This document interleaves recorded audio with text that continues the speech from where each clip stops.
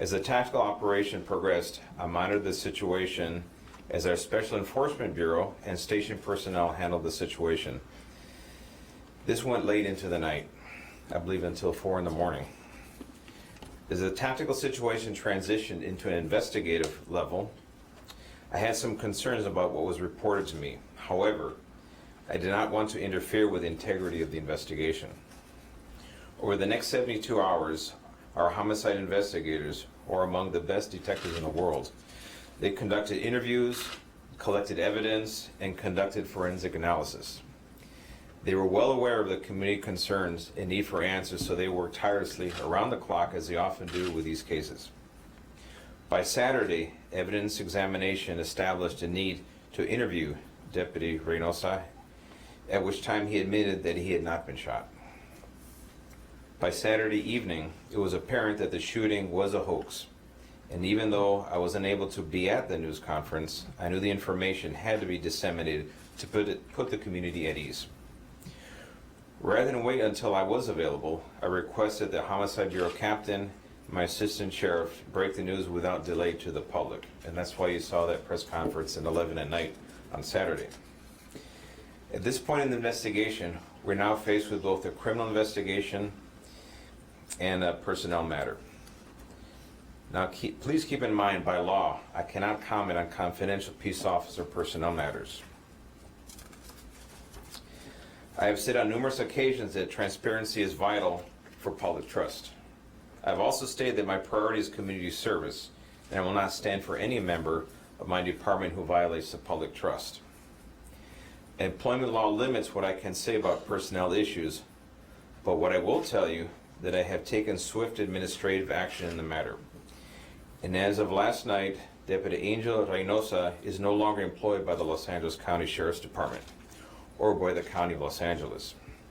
Again, by law, I am unable to discuss the confidential peace officer personnel matters, and I cannot speculate on why he did what he did. As far as the criminal investigation of this incident, it is our intention to present our evidence to the District Attorney's Office for final consideration in the very near future.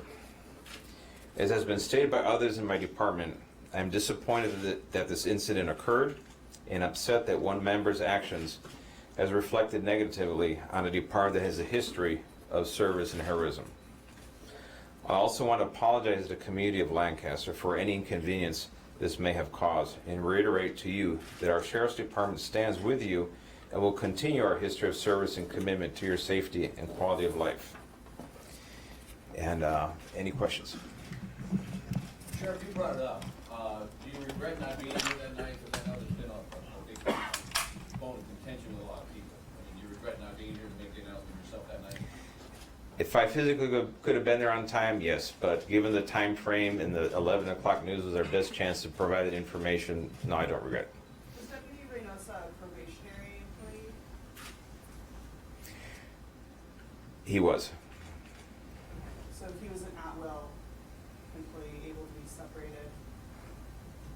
That's not quite an at-will, that's a different category of employee. Can you just clarify, I mean, was he a newer deputy who was still on probation?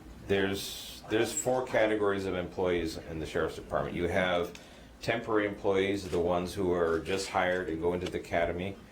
Once people go out of the academy or hired in any other classified position, they are probationary employees for a period of 1 year.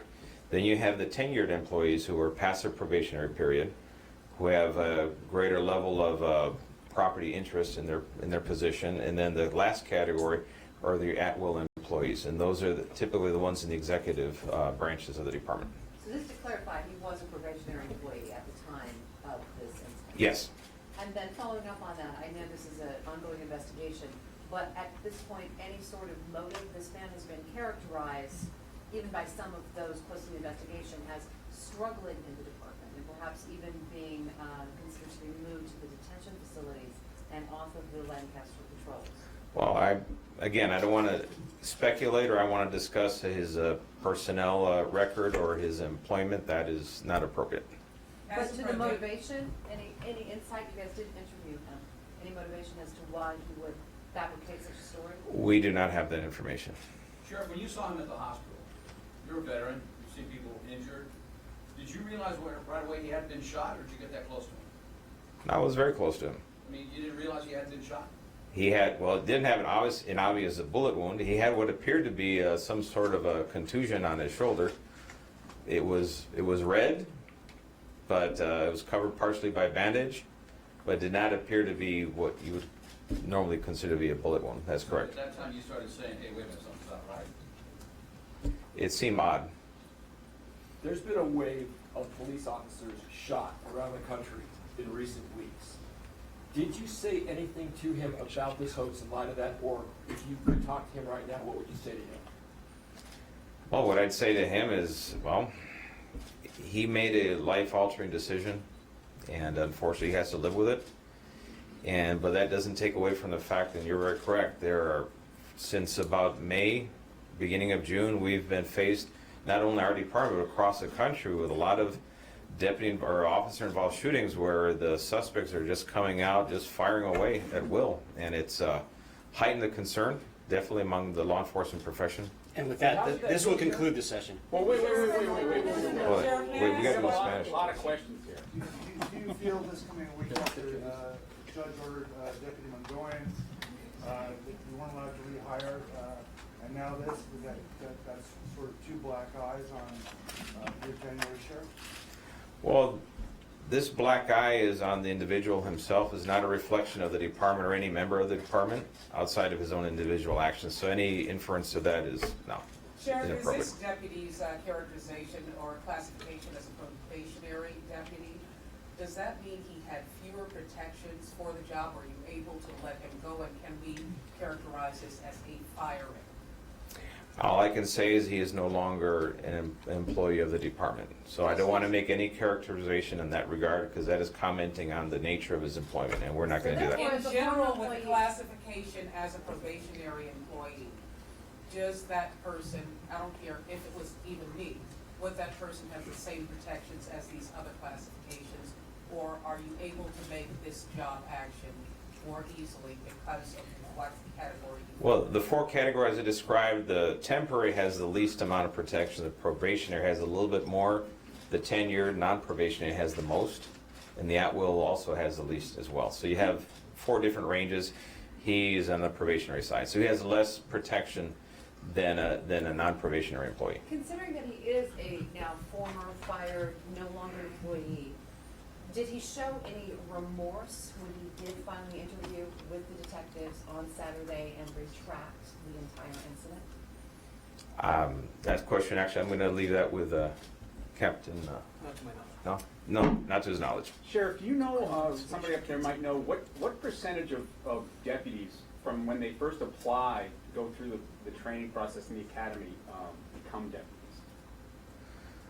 From when they apply to they become, typically out of every 100 applicants, we ended up with 3 or 4 that get hired and make it through the academy. That's been an average. So, can you talk in general terms about the training and the selection process that's designed to make sure you get the best people? Well, first you have to apply for you can't have a felony conviction. You have to have clean employment history. You have to have good credit history, and there's a detailed background check. There's a written examination. There's a polygraph examination. There's a medical, obviously, and there's also a what do you call it? Oral psychological interview, and also an oral. A psychological test. The MMPI test is the one they use most commonly, and all these things and the study of the background, they make a determination if this is a suitable candidate for the job. And once they're hired, they have to go through the basic post-academy, which that's another step in the process. So once you do all that, now you realize why so few people make it to the very end. A lot of people get washed out for drug use, for spotty employment history, for the most common reasons. What We have 2 more questions for the sheriff this time. Can you comment on it? So just 2 more questions, or whatever you want to take.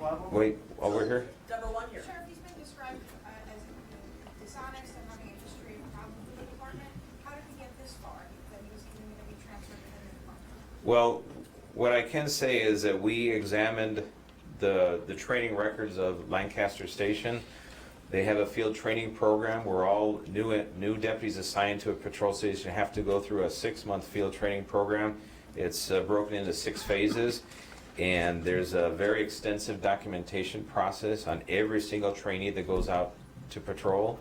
And everything that we have indicates that the field training program is being administered properly, the documentation is being done properly, and there's no concern up to the point that this happened. Sheriff, can you There were some comment on reports- Can you comment on it? Go ahead. But There were some reports that he had been investigated for dishonesty. we're not gonna comment on rumors or speculations. That Actually, now, we're going now to a Spanish language comment. Yeah. Let me hold on. Let me switch to Spanish real quick. Para los televidentes en español, quiero informarles que a razón de lo que ocurrió el miércoles pasado en la ciudad de Lancaster, en la estación de los alguaciles de Lancaster, hicimos una investigación muy complicada. Duró los primeros 72 horas. Los detectives de homicidio investigaron, hicieron análisis de toda la evidencia que tenían disponible, y el sábado a la tarde determinaron que todo fue una mentira.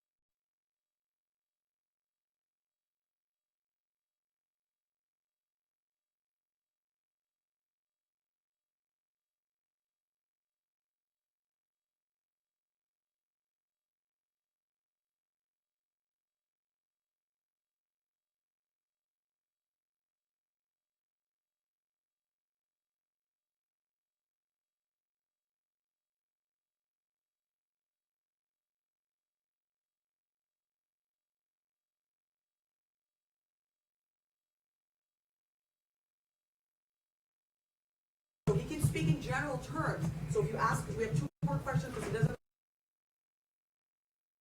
doesn't say in English about the false reporting of the crime, just so that we all have the same. Well, one of the crimes he'll be facing is a false reporting of a crime.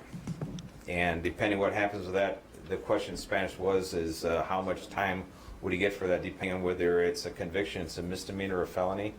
And we also have the issue of the recovery of costs, because this was an enormous expenditure of taxpayer monies at the station level, with the Special Enforcement Bureau, with homicide, other agencies, the Highway Patrol who responded to help, the fire department who was there, heck, the FBI was there at one point. So there was a huge outpouring of support, and we appreciate and thank everyone who did come to our aid, and unfortunately, this is what became of it, so we're going to see what we can do. Say it in español. Last question, say it. Sí. El departamento sheriff está considerando quizá revisar la política en cómo admite a sus empleados, sus futuros empleados, o cómo les cree, porque les dijeron inmediatamente. Cualquier persona que dice algo así se va a creer de inmediato. No hay una regla o una póliza que podemos cambiar para prevenir algo que es tan raro. Es imposible.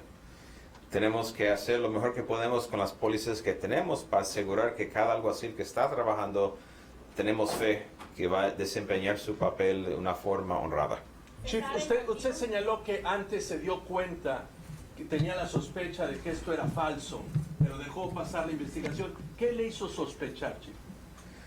Bueno, que la herida no era consistente con lo que dijo que había pasado, que había sido balaceado y que eran 2 tiros.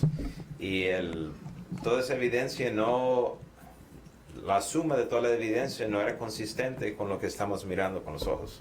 A dollar estimate, please, on what the cost of this response was for all agencies. For all agencies, this is in the hundreds of thousands of dollars. This doesn't come cheap, that massive deployment of resources in so many different agencies. Close to $1 million, Thank you or so would that much. be exaggerated? Now, that'd be too far, probably. Sheriff, thank you so much. Thank you all for coming up. All right, thank you.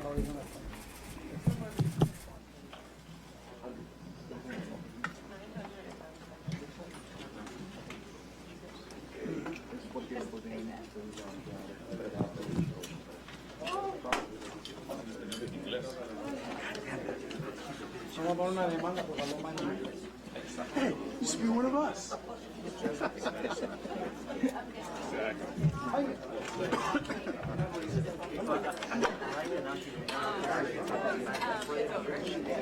That's good.